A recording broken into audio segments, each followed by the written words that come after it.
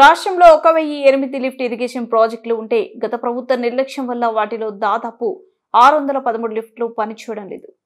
వీటి మరమ్మతుకు దాదాపు 725 కోట్లు అవసరమని అంచనా వేశాం. టెండర్ల ప్రక్రియను కూడా త్వరితగతిన పూర్తి చేసి వాటి మరమ్మతు పనులను వెంటనే చేపట్టాలని ముఖ్యమంత్రి ఆదేశించారు.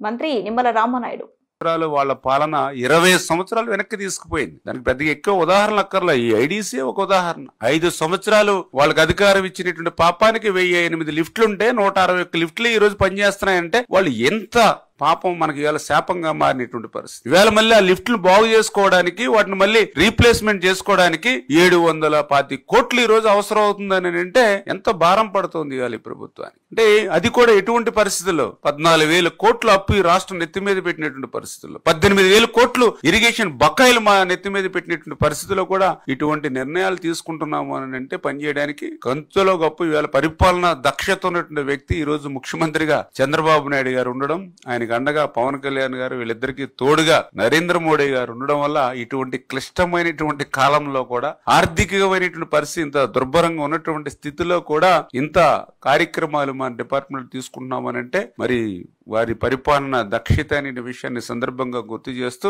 అందుచేతే ఈ యొక్క ఏదైతే రివ్యూలో మరి వాళ్ళు ఇచ్చినటువంటి చంద్రబాబు నాయుడు గారి ఇచ్చిన ఆదేశాలు ఏవైతే ఉన్నాయో, డైరెక్షన్స్ ఏవైతే ఉన్నాయో వాటిని అన్నింటినీ కూడా ఆచరణలో పెట్టేటువంటి విధంగా మరి వీటినన్నింటినీ మరి తీసుకుని ఆయన యొక్క ఆశయం, ఆయన లక్ష్యం ఏదైతే ప్రతి నీటి బుట్టిని కూడా ఒడిసిపెట్టి ఆఖరి ఎకరం వరకు తీసుకెళ్లాలి, 1 సంవత్సరం వర్షాలు బాగా రాకపోయినా కూడా కరువు అనేది రాష్ట్రంలో ఉండకూడదు అనేటువంటి ఆయన ఆలోచన, వాటర్ సెక్యూరిటీ ఏదైతే ఉందో దానికి అనుగుణంగా పనిచేస్తామని చెప్పి మీ ద్వారా అందరికి కూడా తెలియ